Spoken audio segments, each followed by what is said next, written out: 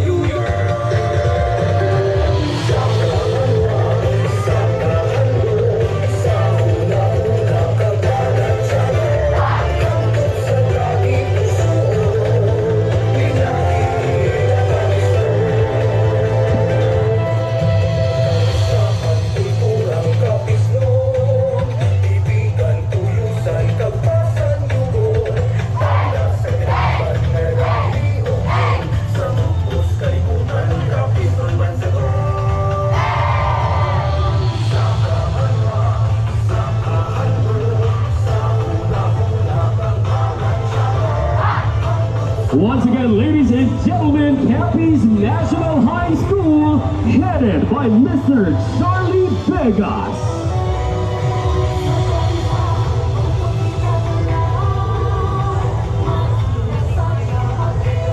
Presenting the Municipality of Malay.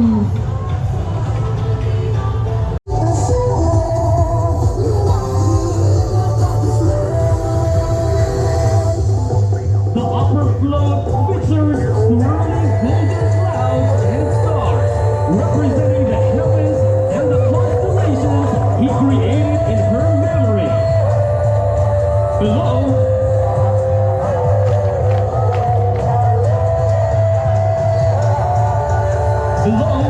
vibrant blue waves rise dramatically, symbolizing the chaos before creation and his control over nature.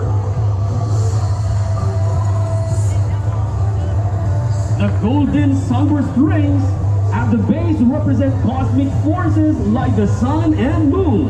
The float emphasizes 𝗏𝗏𝗏𝗏𝗏𝗏𝗏𝗏 solitude with gold tones for divine energy and blue for his connection to sea and sky. Majestic.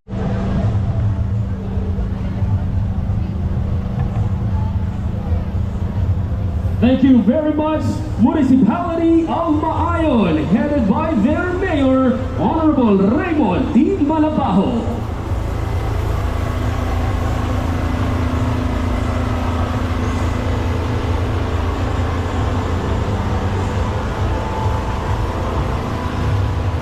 Presenting the Municipality of Bilar.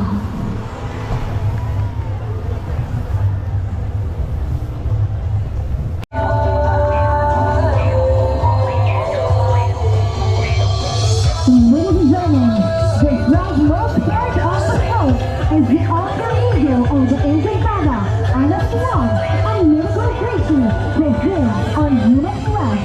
The fake forest is the way to the mysterious cave.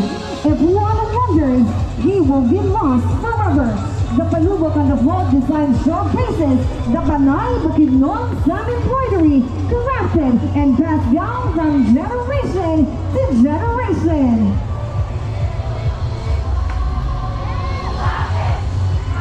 Ladies and gentlemen, a round of applause please to the Municipality of Bilar.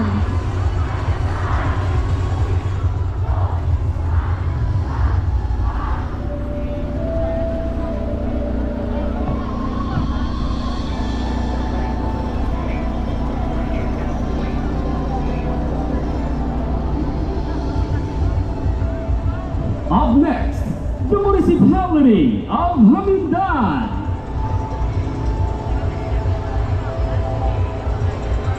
Headed by the Municipal Mayor, Honorable 𝗏𝗏𝗏𝗏𝗏𝗏𝗏𝗏𝗏𝗏𝗏𝗏.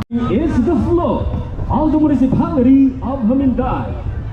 Together with their warriors and maiden helpers, they battled violent storms, river monsters, and outwitted the malevolent spirit who tried to stop them from their mission.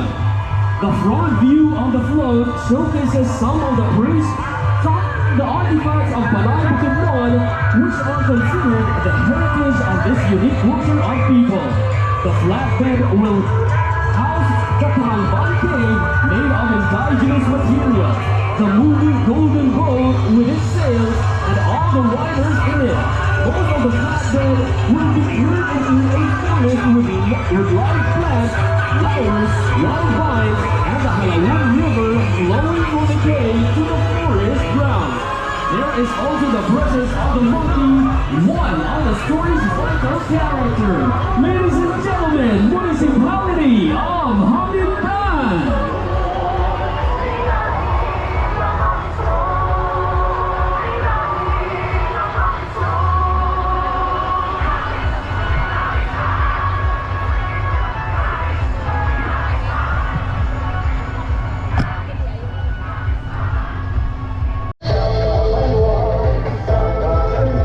The float of the Municipality of Tapaz. The image illustrates a float representing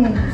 Surrounding the house, a vast natural landscape is depicted, featuring the 𝗏𝗏𝗏𝗏𝗏, a dense forest with a majestic waterfall that cascades into a deep river. A striking element of the float is the presence of a massive seven-headed snake, the 𝗣𝗏𝗏𝗏𝗏𝗏𝗏𝗏𝗏𝗏 which reside in the depths of the river. The snake plays a crucial role in guarding the 𝗣𝗏𝗏𝗏 and her sacred space, adding a mythical and protective aura to the scene. The overall design of the float merges elements of nature, mythology, and tradition, effectively capturing the mythical world of the 𝗣𝗏𝗏𝗏 while showcasing the deep connection between indigenous folklore and the environment. Ladies and gentlemen, the Municipality of Tapaz! And that was spectacular. The precision of their movements, the grace of their storytelling, it truly brings our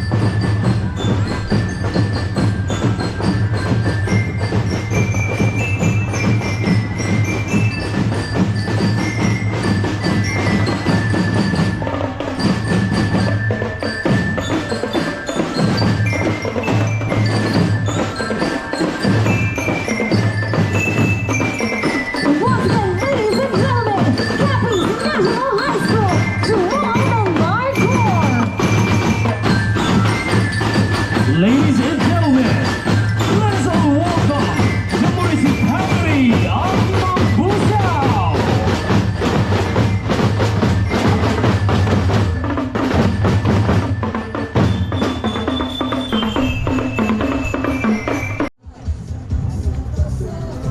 Ladies and gentlemen, the float of the Municipality of Malay, it honors the powerful tale of 𝗤𝗏𝗏𝗏𝗏𝗏𝗏𝗏, a brave warrior and shaman who defends his 𝗏𝗏𝗏𝗏𝗏𝗏 community. At its center rises a majestic mountain symbolizing strength and heritage. In front stands a 𝗏𝗏𝗏𝗏𝗏𝗏𝗏, reflecting the community's vibrant life and peaceful tradition. Flowing rivers and waterfalls surround the float, representing 𝗣𝗏𝗏𝗏𝗏's mystical hope amid conflict. Elegant panubok patterns highlight the rich cultural artistry and resilience of Panay Bukidnon people. Wildlife figures throughout the float reflects harmony and nature and the spirit of renewal. A poignant tribute is paid to 𝗣𝗏𝗏𝗏𝗏's sacrifice through black-veiled mourners, symbolizing collective grief. Yet the sorrow rises, 𝗣𝗏𝗏𝗏's child, a symbol of courage, hope, and the enduring legacy of love and bravery. The seal of Mabuso Capis crowns the float, reminding all the community's strength, unity, and the spirit that lives on through.